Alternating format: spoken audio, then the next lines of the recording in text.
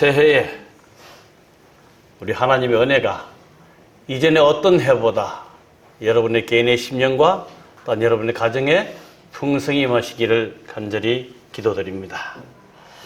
오늘 오직 마음을 새롭게 하여 본문의 말씀은 로마서 12장 2절에 있는 말씀입니다.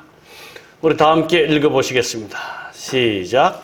오직 마음을 새롭게 하여 변화를 받아 하나님의 선하시고 기뻐하시는 온전하신 뜻이 무엇인지 분별하도록 하라. 아멘. 네, 말씀을 이어가기 전에 새해에는 이런 사람 되게 하소서라는 우리 아름다운 시를 보시겠습니다.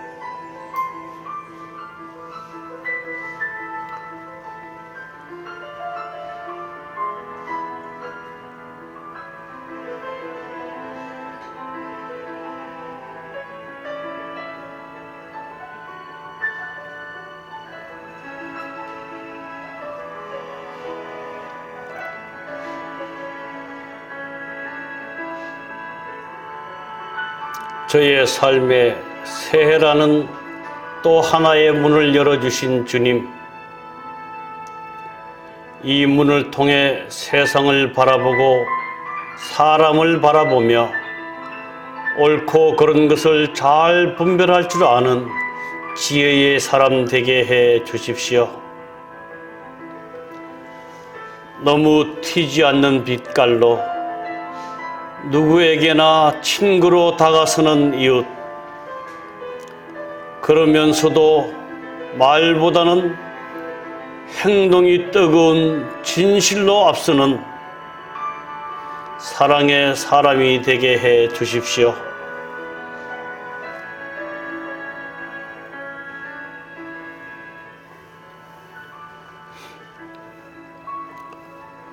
오랜 기다림의 아픔의 열매인 마음의 평화를 소중히 여기며 화해와 용서를 먼저 실천하는 평화의 사람이 되게 해 주십시오. 그날이 그날 같은 평범한 일상에서도 새롭게 이어지는 고마움이 기도가 되고 작은 것에도 의미를 찾아 지루함을 모르는 기쁨의 사람이 되게 해 주십시오.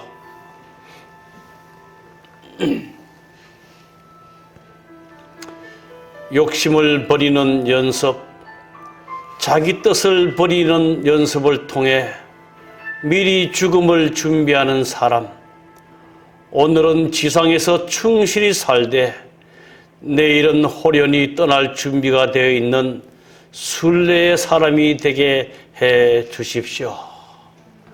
아멘. 이 글을 쓴 이혜인 씨는 수녀입니다. 정말 보석 같은 아름다운 글을 쓰신 분이죠. 새해에는 이런 사람이라고 글을 쓰면서 수년 전에 이전을 이 글을 썼습니다. 기도의 사람이 되게 해달라고, 희망의 사람이 되게 해달라고, 지혜의 사람이 되게 해달라고, 사랑의 사람이, 평화의 사람이, 기쁨의 사람이, 그리고 오늘은 지상에서 충실히 살되 내일은 호련히 떠날 준비가 되어 있는 순례의 사람이 되게 해달라고 기도드렸습니다. 저희 모두의 기도가 되기를 간절히 소망합니다. 우리 하나님께서는 우리에게 이 시간을 허락해 주셨습니다. 근데 흘러가는 시간 속에 이 매듭을 많이 이렇게 만들어 두셨습니다. 수없이 쪼갤 수 있지만 우리가 큰 것을 쪼갠다면 하루라는 매듭을 이렇게 지어 주셨어요. 해가 떠오르고 해가 지므로 하루가 이렇게 지게 됩니다. 그 하루가 7번 이어지면 또 한 주라는 시간의 매듭을 이렇게 만들어 주셨고, 그 다음에 한 주가 한 4번 혹은 5번 지나면 한 달이라는 시간의 매듭이, 그것이 12번 지나면 한 해라는 시간의 매듭을 이렇게 주셨습니다. 왜 지나가는 시간의 흐름 속에 매듭을 만들어 놓으셨을까? 좀 생각을 해보았습니다. 여러분, 우리가 정말 새해 아침에 예배를 못 드렸지만 그 2022년 1월 1일에 떠오르는 태양이 새로운 태양입니까? 아니면 2021년 12월 31일에 지나간 그 태양입니까? 바로 그 태양이죠. 그 똑같은 해가 지고 그 다음날 또 올라옵니다. 근데 우리는 그 해를 2022년도 1월 1일에 떠오르는 해를 새해라고 합니다. 하나님께서 왜 지나가는 시간의 흐름 속에 그런 새날, 새주, 새달, 새라는 이 시간의 매듭을 만들어 놓았을까? 저는 새로운 결심의 기회를 주시기 위하여 그렇게 하셨다라고 생각됩니다. 똑같이 반복되는 우리 이혜인 씨의 시에도 보면 매일 반복되는 지루함 속에서도 새롭게 깨달음을 달라고 기도해봅니다. 새로운 결심들 좀 하셨습니까? 그런데 연세가 들면 들수록 새해를 맞이하는 그 마음은 점점 이렇게 없어지는 것 같아요. 젊었을 때는 새해가 되면 밤새도록 뭘 하고 하는데 새로운 결심의 기회를 주시기 위해서 우리에게 시간의 매듭을 만들어 놓으셨다라고 생각됩니다. 그래서 많은 사람들이, 특별히 이 술, 담배에 매여 있는 사람들이 새해만 되면 이런 결심을 합니다. 올해도 금년 결심하고, 금주 결심하고, 또 우리 또 하나님의 백성들, 건강을 요하는 백성들은 또한 모든 이제 육식을 제거하고 채식주의를 이렇게 결심해 봅니다.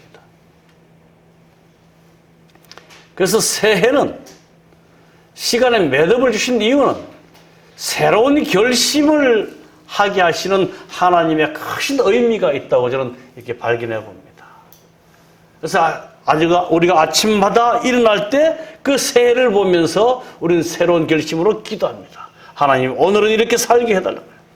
또 새로운 주가 시작되면 또 그런 새로운 마음을 가지고, 새 달이 시작되면 내가 이번 달부터는 마음의 결심들을 많이 하게 됩니다. 그래서 바울은 로마서 12장 2절에 오직 마음을 새롭게 하여 변화를 받아 하나님의 선하시고 기뻐하시는 온전한 뜻이 무엇인지 분별하도록 하라.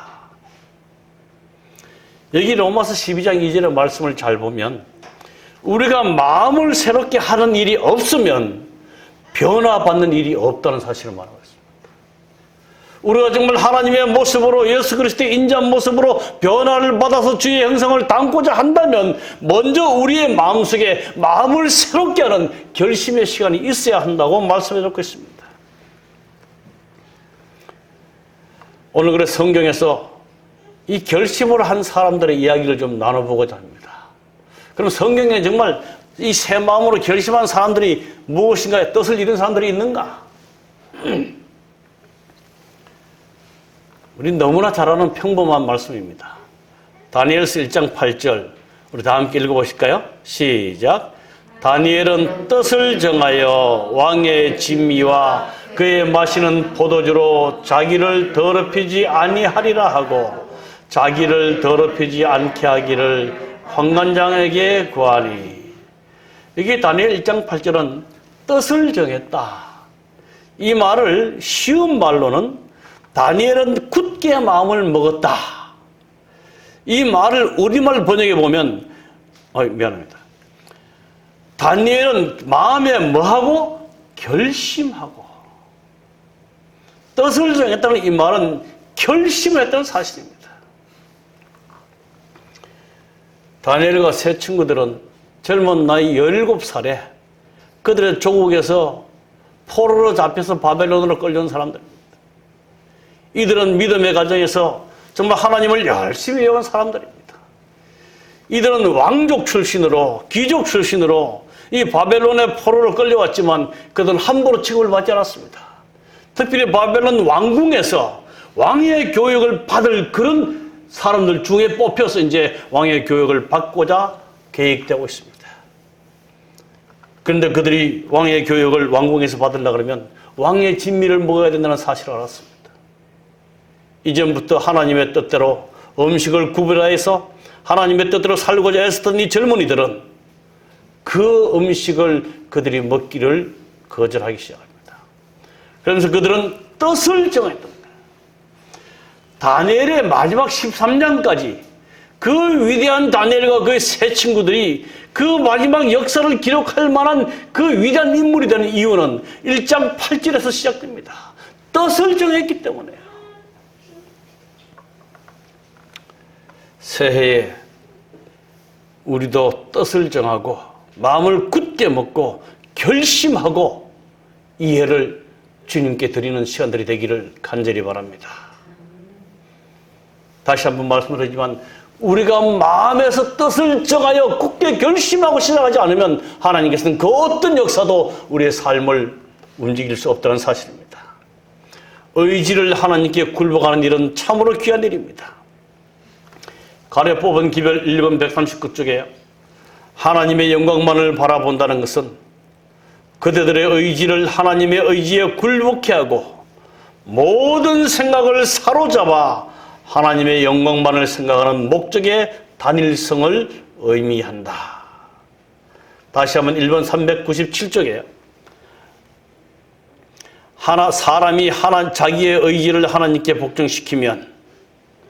사람이 자기의 의지를 하나님께 복종시키면 하나님과 협력할 때 그는 하나님께서 성령을 통하여 역사하시는 바를 자신의 생애에서 실현해 보일 것이며 마음의 목적과 생애의 실천 사이에 조화가 있게 될 것이다. 자기의 의지를 하나님께 복종시키며 하나님과 협력할 때 자신의 생애에서 실현해 보일 것이며 하나님의 역사를 마음의 목적과 생애의 실천 사이에 조화가 있게 될 것이다. 여러분, 우리가 얼마나 마음을 참 많이 먹습니까? 그러면서 우리가 의지를 하나님께 굴복시킬 때 정말 굳게 결심하고 하나님의 뜻대로 살고자 하나님 앞에 무릎 꿇을 때 마음의 목적과 생애의 실천 사이에 조화가 있게 될 것이다. 이제 다니엘과 그의 세 친구들은 뜻을 정했습니다. 굳게 마음을 먹고 경상도 말로 다구지게 마음 먹고 결심하고 그때 하나님의 은혜가 임합니다. 1장 17절에 보면 하나님이 이 네 소년에게 지식을 얻게 하시며 모든 학문과 재주에 명철하게 하신 외에 다니엘은 또 모든 이상과 몽결을 깨달아 알았더라. 굳게 결심하고 뜻을 정했을 때 하나님은 그들을 통해서 역사하신다는 사실입니다. 오늘 우리 조국이 또는 이 교단이 정말 새로운 변화를 이뤄내지 못한 이유는 그 마음이 너무 구태의연해져서 새로운 결심으로 우리 의지를 주께 드리는 일이 없기 때문에 하나님께서 우리 속에 역사하실 수 없다는 사실입니다. 여러분, 새해를 맞이하면서 다니엘처럼 이 세 친구들처럼 우리가 하나님의 뜻대로 살고자 하는 그 굳은 결심이 여러분의 삶 속에 나름대로 있기를 간절히 바랍니다. 저도 새해를 맞이하기 전에 특별히 마지막 남은 1년 목회를 어떻게 해야 할 것인가, 제 삶에 어떤 목적을 가지고 한 해를 내가 보내야 될 것인가 많이 생각하면서 잠을 엎치락뒤치락 했습니다. 최근에 제 마음속에는 성령 하나님이 함께 하시는 삶이 무엇인가를 고민하기 시작합니다. 그 문제를 가지고 고민하면서 이 말씀 저 말씀을 살펴보면서 정말 2022년도 제 삶 속에 성령 하나님의 역사심이 일어나는 부흥이 있기를 간절히 간구하면서 내 삶 속에 가장 먼저 성령 하나님이 임재하시는 그러한 성소로 만들어 가야 되겠다, 그런 결심을 많이 하고 있습니다. 우리 하나님께서 은혜로 채워주시기를 간절히 기도드립니다. 여러분의 삶에도 아직 그날이 1월 1일이라고 중요하지 않습니다. 매 순간 결심할 때 우리 하나님은 우리의 결심에 은혜를 내주실 것입니다. 여러분의 삶에도 그러한 하나님의 뜻에 합당한 삶을 살기 위해서 무엇인가 무릎 꿇고 메어 달리고 이 시대의 마지막에 이 세상의 역사를 볼 수 있는 안목을 달라고 기도하면서 살아간다면 우리 하나님 우리에게 지혜를 허락해 주실 것입니다. 그래야 해서 이들의 뜻을 정한 굳게 마음을 먹은 그들의 삶은 그리 아니하실지라의 신앙으로 이렇게 또한 성장하게 됩니다. 다니엘 3장 18절에 보면 그리 아니하실지라도 왕이여 우리가 왕의 신들을 섬기지도 아니하고 왕의 세우신 금신상에게 절하지도 아니할 줄을 아옵소서. 다니엘 2장에 이 느부갓네살 왕이 큰 꿈을 꿉니다. 근데 아무도 그 꿈을 해석하지 못하죠. 이때 3장에 다니엘이 그 꿈을 왕에게 해석해 줍니다. 이 꿈을 들은 느부갓네살 왕은 다니엘을 통해서 역사하시는 하나님을 보게 됩니다. 근데 세월이 흐르자 그는 금머리요, 은가슴이요 이런 동상을 보면서 욕망이 생기기 시작합니다. 온 전체를 금으로 만들어서 내 나라가 영원 무궁하리라는 기대감으로 금신상을 만듭니다. 그러면서 금신상 제막식에 모든 방백들과 모든 백성들을 모아놓고 두라 평지에서 그 음악이 울려 펴지면 그 신상에게 절을 하라고 명령합니다. 이제 그날이 왔습니다. 드디어 약속된 시간에 웅장한 음악이 울려 퍼집니다. 그 두라 평지 위에 높게 선 그 금신상을 바라보고 모든 사람이 다 엎드려 절을 합니다. 근데 누구만 안 했어요? 다니엘의 세 친구들. 여기 다니엘은 기록되어 있지 않습니다. 아마 역사가들은 이때 다니엘이 어떤 출장 중에 있다라는 얘기를 하는데요. 근데 다니엘의 세 친구들은 이 신상에 절을 하지 않습니다.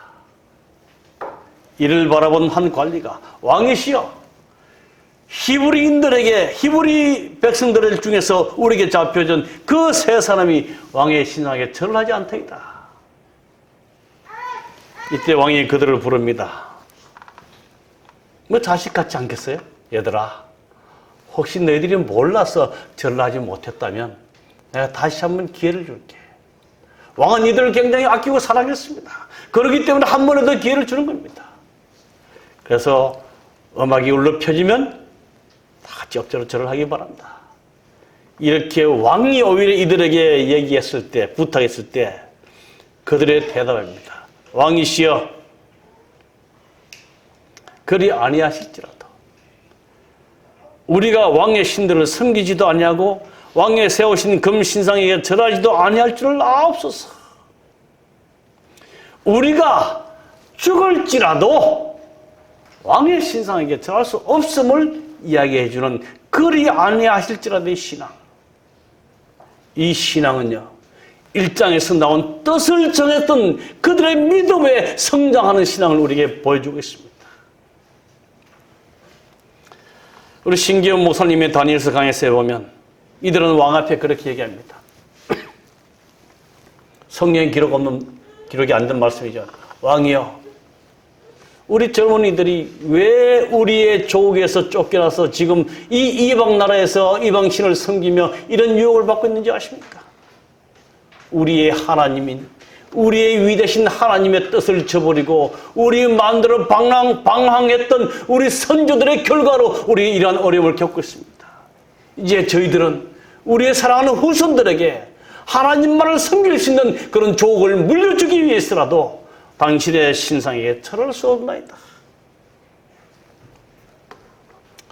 왕이 분노합니다. 이들을 뜨거운 풀무불 속에 집어넣으라고 말합니다. 그래서 이들이 뜨거운 풀무불 속에 들어가게 됩니다. 근데 그 결과 밑에 보면 왕이 또 말하여 가로되 내가 보니 결박하지 아니한 네 사람이 불 가운데로 다니는데 상하지도 아니하고 그 넷째 모양은 신들의 아들과 같도다. 몇 사람을 집어넣는데요?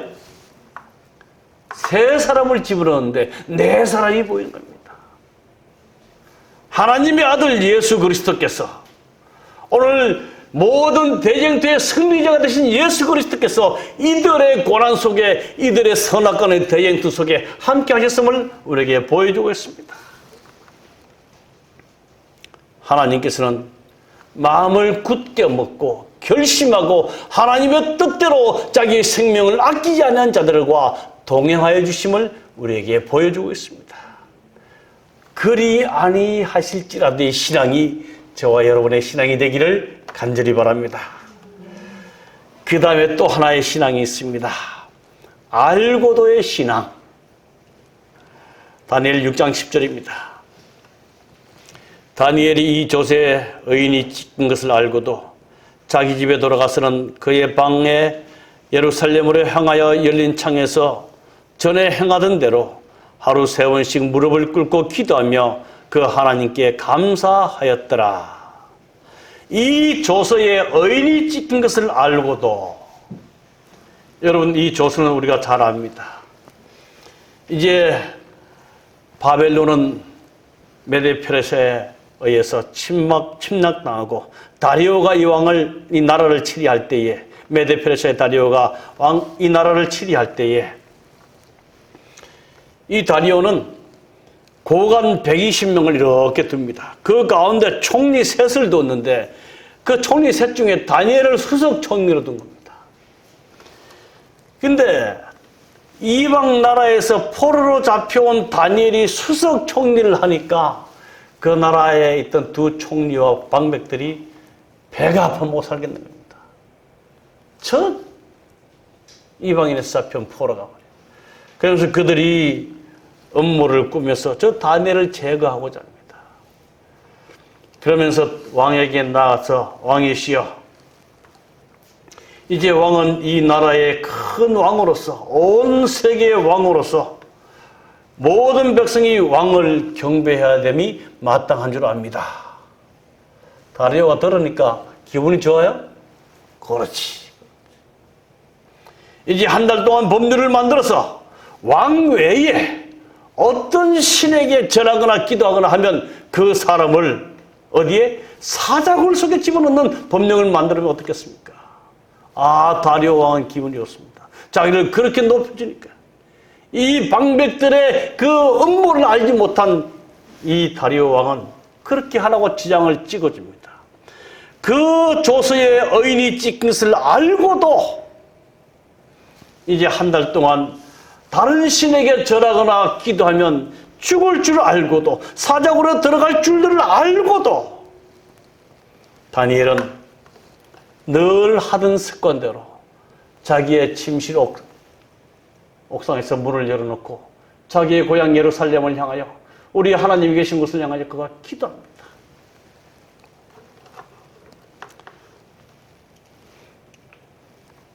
그런데 그의 기도는 그냥 기도가 아닙니다. 마음을 단단히 먹는 결심을 하는 기도였습니다. 그 기도의 내용 다니엘 9장 3절에 내가 금식하며 벼옷을 입고 죄를 덮어쓰고 주 하나님께 기도하며 간구하기를 뭐하고? 결심하고. 여러분, 다니엘이 있대요. 이 모든 조서에 도장이 찍힌 것을 알면서 그는 무릎 꿇고 예전대로 했던 그 기도는 죽기를 결심하고 한 기도입니다.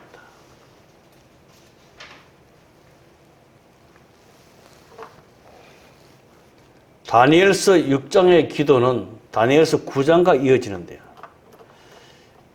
이 다니엘은 이제 자기 백성이 예언대로 이제 곧 70년이 지나면 자유의 몸으로 해방되어 갈 것을 알았습니다.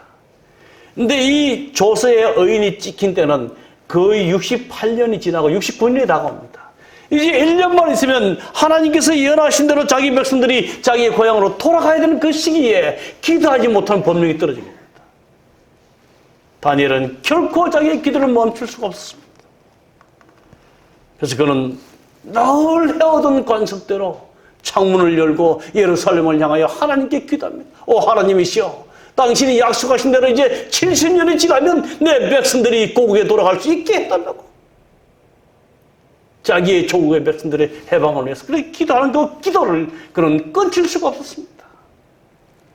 그 기도의 결과 그는 사자굴에 들어가게 됩니다.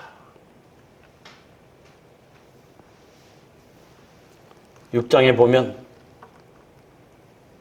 다니엘이 사자굴에 들어갈 때 왕은 그때 알았습니다. 아하, 내가 음모에 빠졌구나. 다니엘이 사자굴에 들어갈 때 이 임금은 정말 침울한 표정으로 내가 다니엘을 살릴 수 있는 방법이 무엇일까? 그러나 결코 변할 수 없는 메데페르시아의 법이기 때문에 바꿀 수가 없어요. 이런 새벽에 왕은 다니엘이 빠져있는 이 사자굴 앞에 가서 사실은 하나님의 종 다니엘아, 내가 밤새 괜찮았느냐? 하나님께서 너를 지켜주었느냐? 그때 다니엘의 대답입니다. 나의 하나님이 이미 그 천사를 보내어 사자들의 입을 봉하셨으므로 사자들이 나를 상해치 아니하였사오니 이는 나의 무지함이 그 앞에 명백하오며 또 왕이여 나는 왕의 앞에도 해를 끼치지 아니하였나이다. 죽기를 결심하고 기도했을 때 우리 하나님께서는 그를 살려주시면서 그의 영광을 드러내주십니다. 이에 왕이 심히 기뻐하여 다니엘을 굴에서 올리라 하며 그들이 다니엘을 굴에서 올린 적 그 몸이 조금 더 상하지 아니하였으니 이는 그가 자기 하나님을 의뢰하였습니다.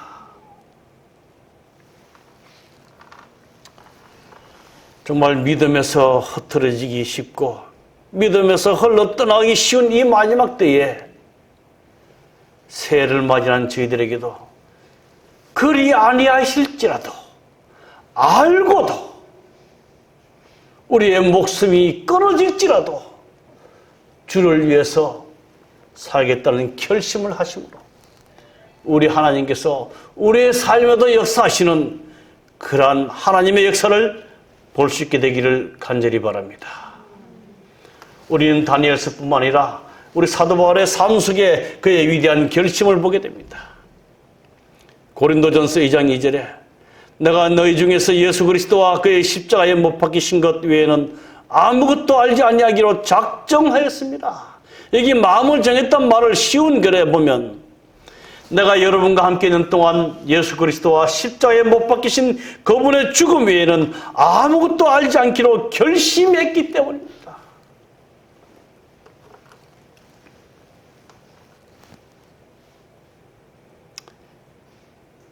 이 마지막이 흐를수록 특별히 안식일을 준수하는 일에 목숨 걸고 하시게 되길 바랍니다. 이 마지막 때에 하나님 백성들이 이 안식일을 얼마나 가볍게 여기는지 너무너무 마음이 참 괴로울 때가 많습니다. 지금까지 살았으면 됐지 안식일 때문에 우리가 굶어서 죽는다 한들 무슨 여한이 있겠습니까? 하나님께서는 자기 사랑하는 백성들에게 재물을 얻을 능력을 주시겠다고 약속해 주셨고 또한 그런 재물을 능력을 발휘할 수 없는 기회가 되면 하나님께서 까마귀를 통해서 엘리야를 먹이실 것처럼 당신의 백성들을 지켜주실 것입니다. 성경의 약속은 하나님의 말씀대로 순종하는 사람들에게 일어난다는 사실을 기억하시길 바랍니다. 많은 하나님의 백성들은 순종은 생략하고 축복만, 약속만 간구하는 하나님의 심령을 심히 아프게 하는 그런 잘못된 믿음을 살아가고 있습니다. 사도 바울 위대한 결심입니다. 십자가 외에는 아무것도 알지 않기로 결심한 이 위대한 결심. 오늘 새해를 맞이하는 저와 여러분의 결심이 되기를 간절히 바랍니다. 성경에 가장 위대한 결심이 있습니다. 누가복음 9장 51절입니다.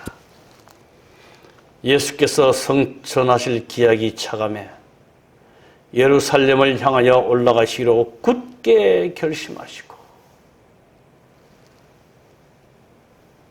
예수님께서 예루살렘을 향하여 지금 왜 올라가시기로 결심하셨죠? 왜 올라가시죠? 십자가를 지시기 위해서요. 여러분, 이 십자가를 지시는 일은 그냥 자연스럽게 이루어진 일이 아닙니다. 그의 목숨을 버리고 하나님의 뜻대로 자기 생명을 바치고자 하는 굳은 결심이 있은 다음에 이루어진다는 사실입니다. 이 세상에서 가장 위대한 결심이 있었다면 이 예수님의 결심이실 것입니다. 죄악으로 인해서 죽어가는 온 영혼들을 살리시기 위해서 그 고난의 십자가를 지시고 아버지와의 분리의 관계를, 그 고통을 정말 경험하시면서 오죽하면 아버지여, 아버지여, 어찌하여 나를 버리시나이까? 이 고난 속에서도 우리 인류를 구원하시기 위해서 그는 굳게 결심하시고 예루살렘으로 올라가셨습니다. 이 일이 없었더라면 오늘날 저와 여러분은 아무런 소망 없이 한낱 미물처럼 살다가 사라질 아무런 가치 없는 인생이 되고 말았을 것입니다. 우리 예수 그리스도의 굳은 결심, 십자가를 지시기 위한 그 결심이 오늘 우리를 하여금 우리를 살게 하십니다.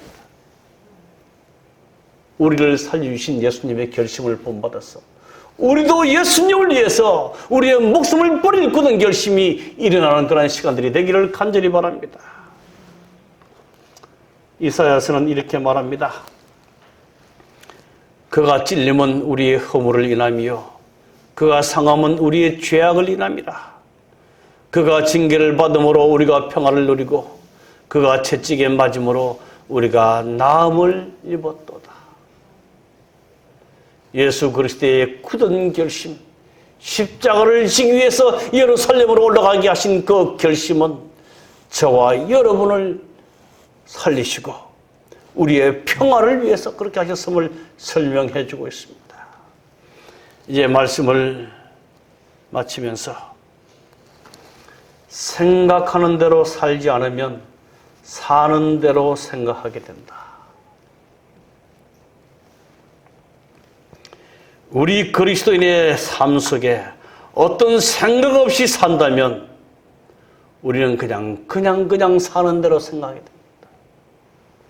우리가 정말 새해를 맞이하면서 내가 새해 동안 어떤 생각으로 어떻게 그리스도를 위한 삶을 살아야 할까는 생각으로 살아간다면 우리는 그렇게 살 수 있지만 아무 생각 없이, 다르게 말하면 아무 결심 없이 산다면 우리는 사는 대로 그냥 살게 된다. 당신이 이루거나 이루지 못하는 것들 모두는 당신이 품는 그 생각들의 직접적인 결과물이다. 오늘 당신은 당신의 생각들이 데려다준 그곳에 있고 내일 당신은 당신의 생각들이 데려다줄 그곳에 있을 것이다. 여러분, 새해에 우리 히브리서를 배우면서 예수를 깊이 생각하는 그런 삶이 되기를 바랍니다. 또 예수를, 온전케 하시는 예수를 항상 바라보는 그런 삶이 되시기를 간절히 바랍니다. 생각하는 대로 우리의 삶이 이루어집니다. 오늘 우리의 자리는 우리가 오늘 생각하는 대로 있게 될 것이고, 내일 우리의 자리는 우리가 생각하는 대로 우리의 자리로 데려가게 될 것이라고 말하고 있습니다. 다시 한번 의지를 그분께 굴복시켜라. 하나님의 영광만을 바라본다면, 하나님의 영광만을 바라본다는 것은 그들의 의지를 하나님의 의지에 굴복케 하고 그 모든 생각을 사로잡아 하나님의 영광만을 생각하는 목적의 단인성을 의미한다.